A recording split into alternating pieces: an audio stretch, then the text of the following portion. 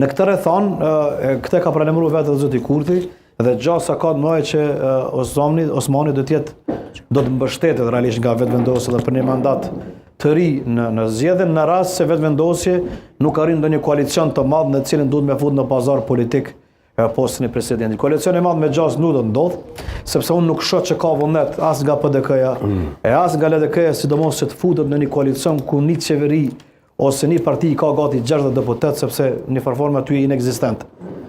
Nuk ka shumë me ndiku politikë, nuk ka shumë me ndiku që ndoshta është herët se mund të ketë lëvizje. Unë nuk e thash as herët as vonë, po analizoj nga këtë vështrimi jem, që unë po tisha një kryetari një partije, sidomos i LDK-s dhe PDK-s, në këto rrethana, nuk isha fut me një koalicion në cilin nuk mundesh me bëj asgjë, sepse 60 vota janë mjaftueshëm që nesër zoti Kurthi të ketë fuqinë absolute. Populli ka dashur ai të qeverisë vet,